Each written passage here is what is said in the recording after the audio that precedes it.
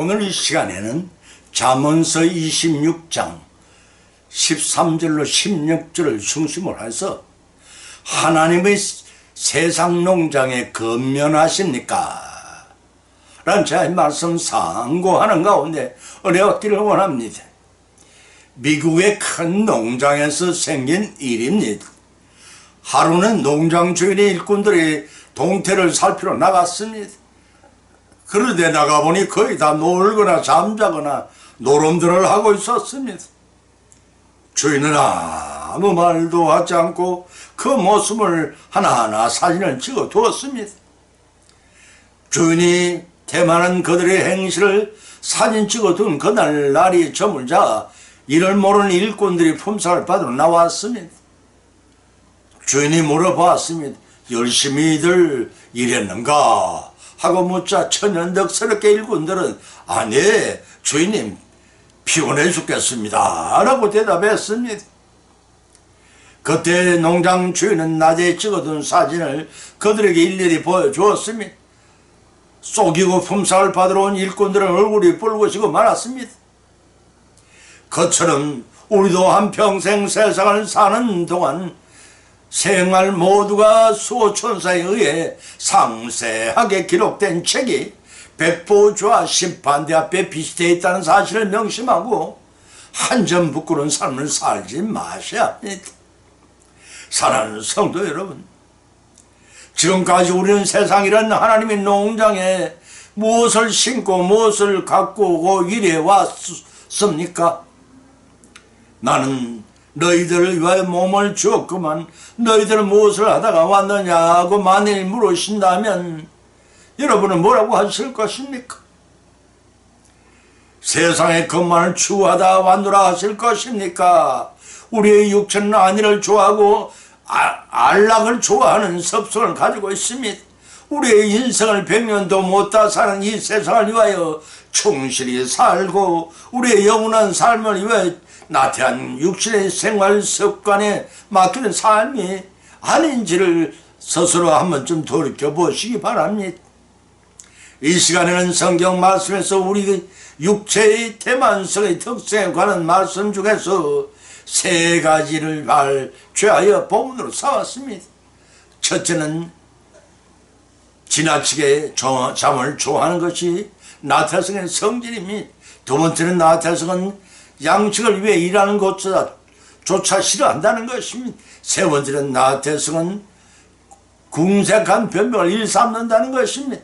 이러한 세 가지 말씀을 상고하는 가운데 피차의 은혜를 받고 기좋은 시간이 되시기를 예수님의 이름으로 간절히 축원을 드립니다. 첫 번째는 나태한 게으른 자는 지나치게 잠을 좋아한다는 것입니다.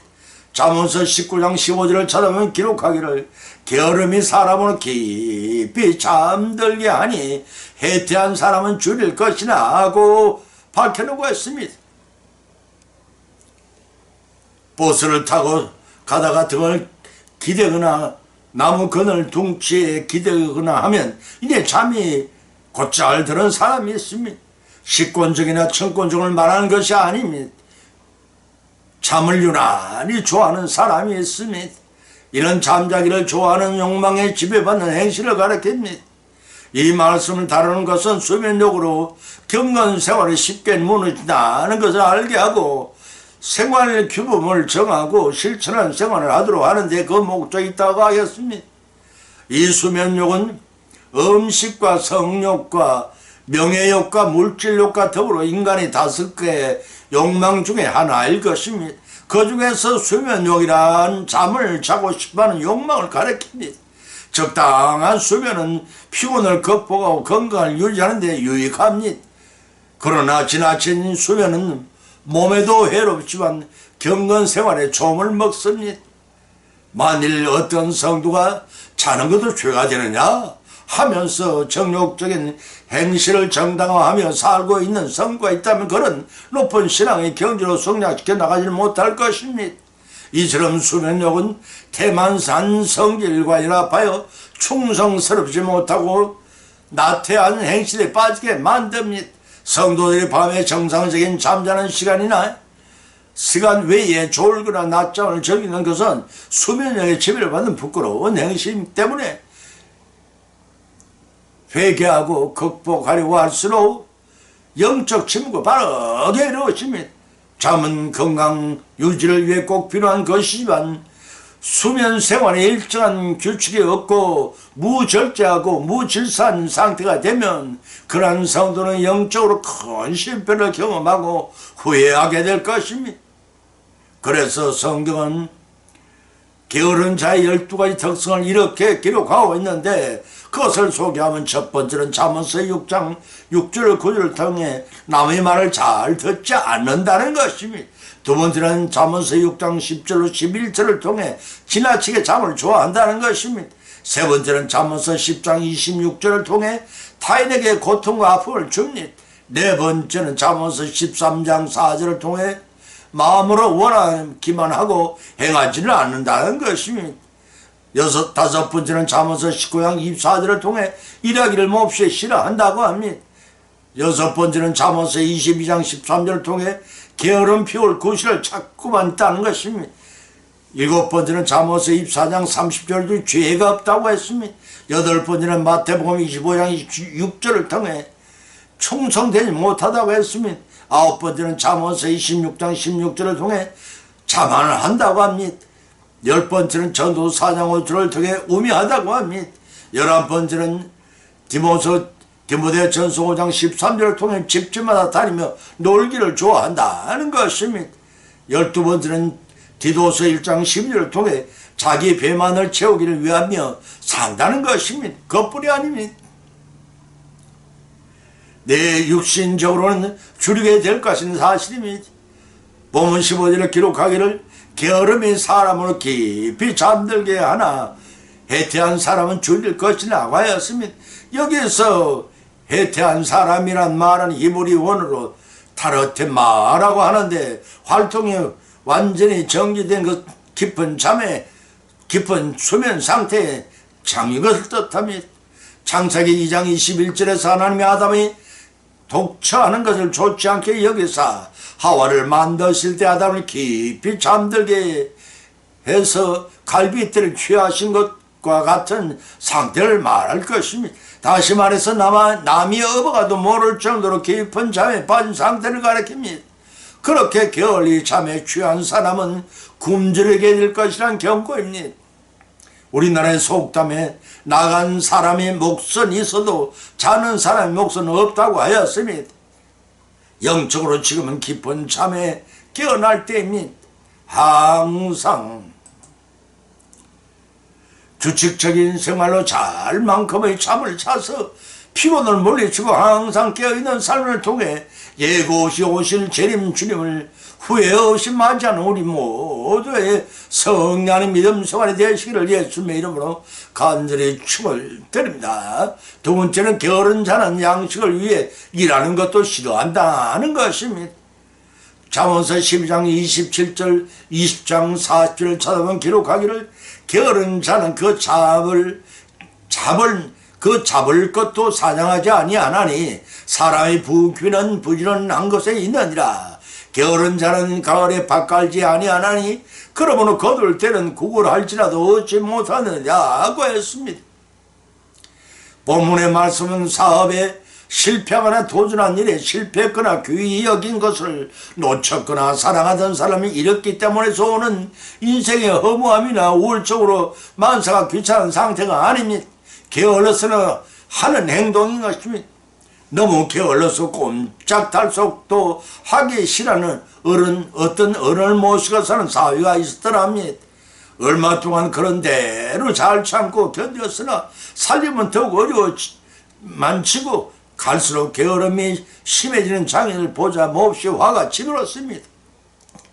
그래서 장인을 땅에 묻기로 마음먹었습니다. 그런 나무를 베어 간을 만든 다음 장인을 덥석 들어다가 관 속에 넣었습니다. 그리고 난해 만류에도 아랑곳 없이 묘지를 향하여 있을 때 일이었습니다. 이 소문을 들은 동네 어른이 그분의 뒤를 쫓아와서 사정했습니다. 여보게 젊은 양반 그래 셌으나 자 그만 집으로 돌아가세요.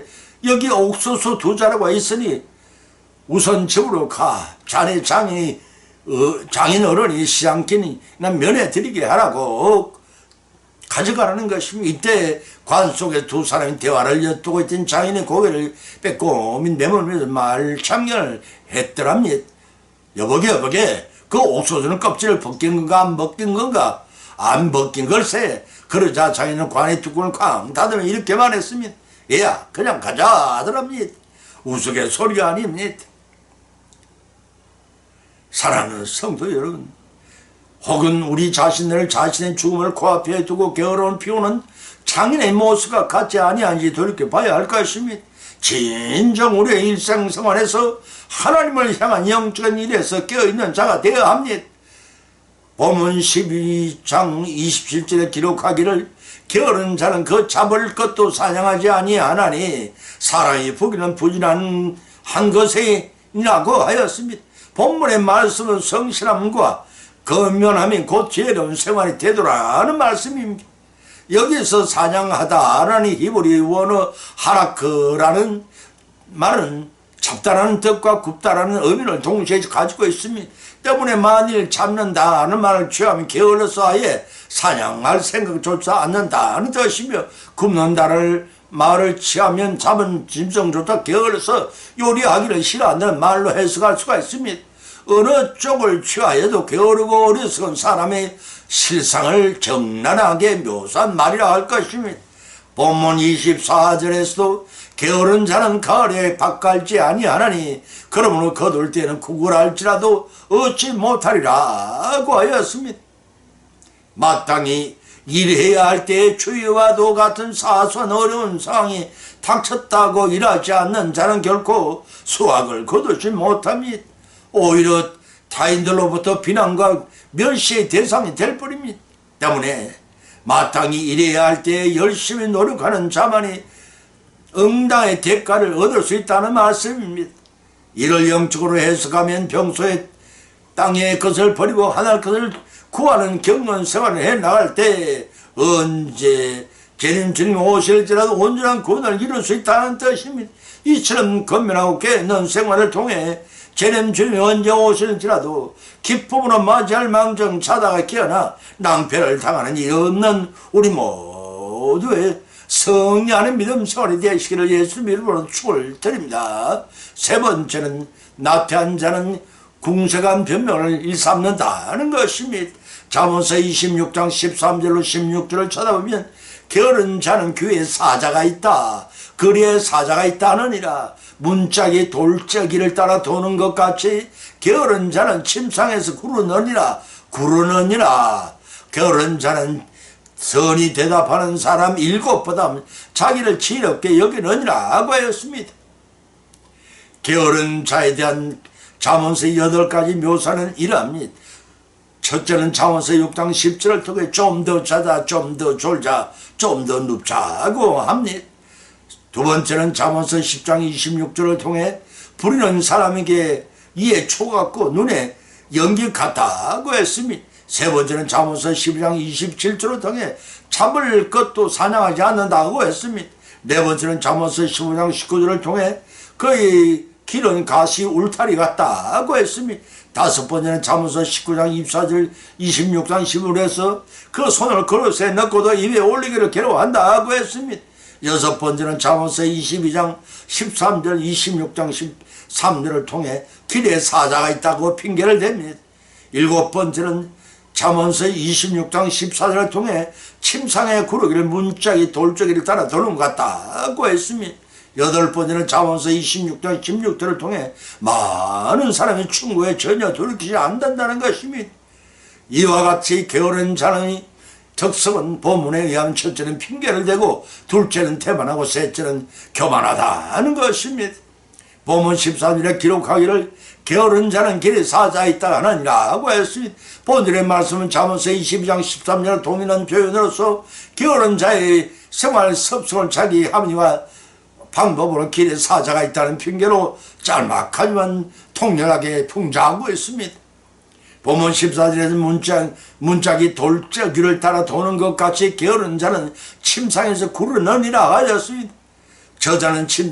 저자는 문짝이 돌쪽에 의해 달아매어져서 일정한 범위를 벗어나지 못하고 반복적인 움직임을 계속 하는 관계를 마치 게으른 자가 늘 침상에서 벗어나지 않고 편안한 생활을 하기 위해 원하는 새로운 것을 추구하는 창조적인 생산적인 활동은 전혀 하지 않는 것을 비유한 말입니다. 육체의 쾌락과 안밀함을 위해 어떠한 수고도 기울이지 않는 것은 매우 미련한 태도로서 자신의 멸망을 자초하는 행위라는 것입니다. 본문 15절에서 표현하기를 게으른 자는 손을 그릇에 넣고도 입에 올리기를 괴로워하느니라고 하였습니다. 음식 그릇에 손을 넣고도 입에 퍼넣기가 괴로워할 정도로 극단적인 게으른 자는 본문 16절엔 그래도 자신을 지혜롭게 여겼느라고 합니다. 많은 사람이 와서 근심하니 걱정이 되어 충고를 하지만 그 충고를 비웃으며 그저 인생을 편안히 먹고 마시고 노는 자신의 삶이 더욱 지혜롭다고 여깁니다. 우리나라 속담에 신선 노름에 도끼자루 썩는 줄을 모른다는 격입니다.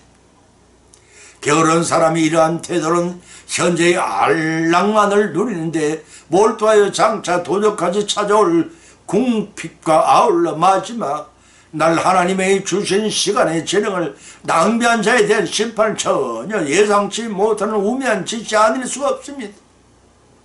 100년을 못다 사는 삶 속에서 게으름을 키우다가 낭패를 당하지 말고 천년이 하루 같은 영생을 위하여 하늘 것을 부지런히 추구하여 하나님의 칭찬과 상급을 풍성히 받으시는 믿음 생활을 이루어 나가시기를 예수의 이름으로 간절히 축원을 드립니다. 결론을 맺습니다. 오늘의 본 말씀은 상고한 가운데 피차의 믿음대로 은혜를 받았고 또한 세 가지 교훈을 받은 자입니다. 첫 번째는 육체적인 나태성의 특성은 지나치게 잠을 좋아한다는 것입니다. 항상 깨어있어서 언제 오실지라도 재림 주님을 맞이한 그런 삶을 살라는 것입니다. 두 번째는 육체적인 나태성의 특성은 양식을 위해 일하는 것도 싫어합니다. 자다가 깨어나 낭패를 당하는 일이 없도록 항상 깨어 준비하는 것입니다. 세 번째로 육체적인 나태성의 특성은 궁색한 변명을 일삼는다는 것입니다. 천년의 하루 같은 영생 생활을 위하여 하늘 것을 부지런히 추구하는 후회 없는 삶을 사는 것입니다. 과연 우리는 하나님의 세상 농장에 복락을 받은 많은 건면한 삶을 살아왔는가를 한 번쯤 돌이켜봐야 하늘 남기지 않는 후회 없는 삶이 될 것입니다. 이러한 말씀을 받은 것으로 거치지 말고 우리의 실생활 가운데 받은 말씀을 심고 잘 갖고 믿음으로 승리하시는 저와 여러분의 인생 여정이 되시기를 예수 이름으로 간절히 축원을 드립니다. 찬송가 400장을 올리겠습니다.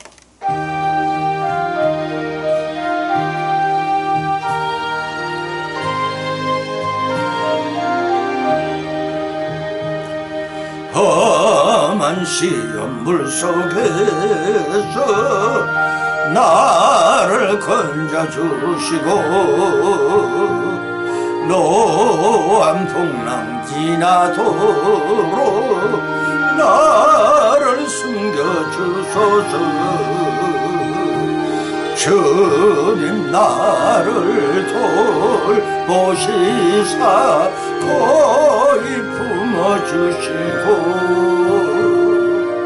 험한 풍파 지나도록 나를 숨겨주소서.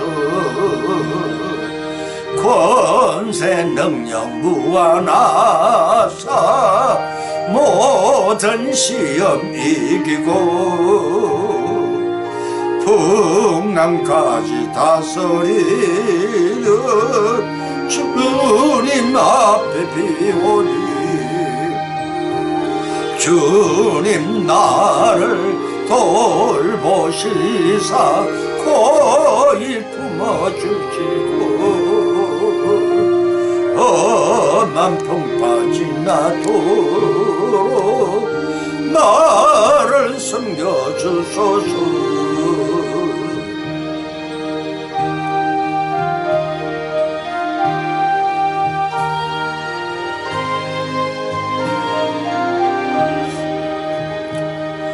죄악길에 빠진 이 몸 캄캄한데 내며 부러지는 나의 애원 들어서서 내 주님 나를 돌보시사 고이 품어주시고 험한 빠진 나도록 나를 숨겨주소서.